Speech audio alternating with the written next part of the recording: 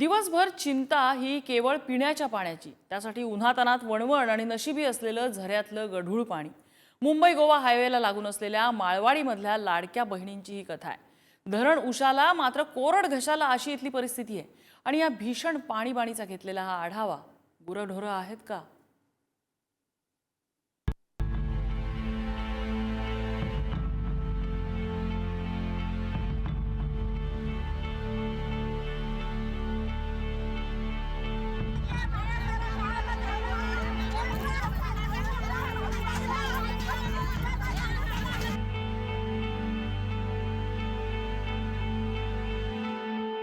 हे कसे पाणी प्यायचं? हे बघा, हा पाणी, हा असं पाणी. दोघी तिघींनी पाणी घेतलं की दुसऱ्यांना पाणी भेटत नाही. हे बघा कसा खडूळ पाणी निस्ता पियाला लागतो तो आम्हाला. कामाला नाही जायला भेटत, का फाटे लाकूड तोडायला नाही भेटत. ते पाण्याच्याच मांगा आम्हाला लागायला लागतं. ही आमची अवस्था. चिखल प्यायला लागतात, आमची पोरा बाळा चिखल पेतात.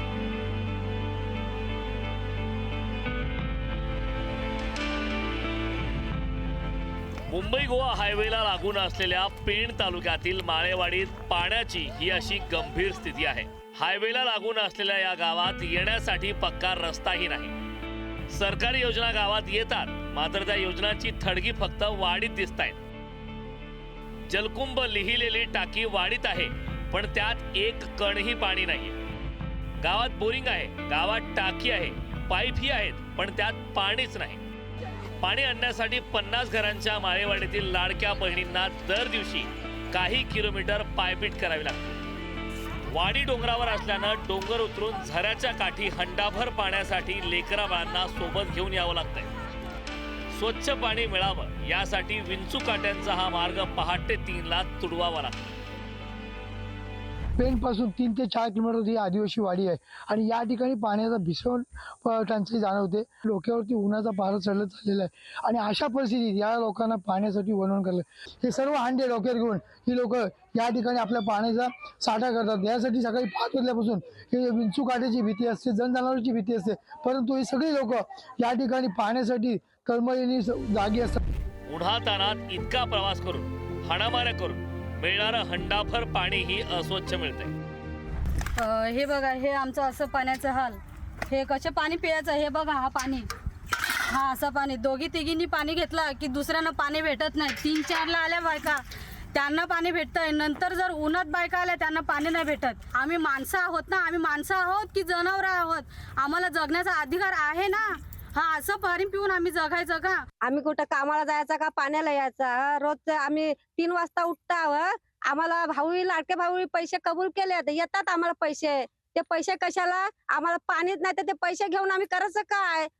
ते पैसे आहेत ना, आम्हाला पाणी द्या. आणि ते पैसे आमचे आहेत ना, ते आमच्या भाऊंना, आमच्या लाडक्या बहिणीचे पैसे भाऊंनाच परत होऊ द्या. लाडकी बहीण योजनेचे पैसे नकोत, पण वाडीत पाण्याची आणि रस्त्याची सोय करा असं अर्ज या महिला करतात.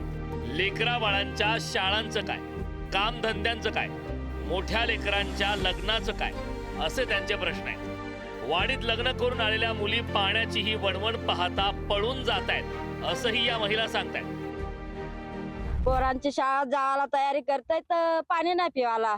मग पोरं बोलताना, आई मी शाळेत जाऊ का तुझ्या बरोबर सोबत पाणी भरायला येऊ?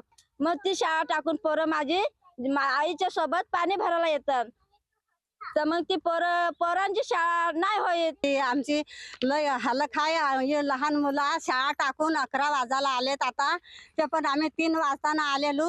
आमच्या बरोबरी लहान मुलं पण आता त्यांची शाळेला जाऊ, आम्ही आटकू, त्यांची शाळा करू का, आम्ही कामधंदा करू का, आम्ही पाण्याचे मागं लागू का, आम्ही पोटाचे मागं लागू? ही आमची अवस्था. चिखल प्यायला लागतात, आमची पोरा बाळा चिखल पेतात. जंगलातली जनावरं, गुरंढोरं पाणी पिण्याकरता ज्या झऱ्यावर येतात तिथेच वाडीतील महिलांना पाणी भरावं लागत असल्यानं माणसं आहोत की ढोरं असा सवाल त्या विचारतात. आम्हाला रात्रीच्या इकडं पाण्याला यायला लागतं. कुठं जनावर असतो, कुठं इंचू असतो रस्त्या बिस्त्याला. न 3-3 वाजेपर्यंत 4-4 पाणी ना भेटत ना काय ना टिपलं ना आम्हाला पाणी ना. हे बघा कसा खडूळ पाणी निस्ता पियाला लागतो तो आम्हाला. कुत्री, मांजरी, ढोरा बिरा येतात, सगळे येतात ना भीतून पाणी पिऊन जातात ना, तोच पाणी आम्हाला पिवायला लागतं. कसा काय आम्ही हे करायचं? आम्हाला जीवन जगवायचं, आम्ही काय करायचं? कामाला नाही जायला भेटत का, फाटे लाकूड तोडायला नाही भेटत, ते पाण्याच्याच मांगा आम्हाला लागायला लागतं. सरकारच्या जलजीवन योजनेची केवळ आश्वासनं पदरी आहेत, मात्र वास्तव हे असं भीषण आहे.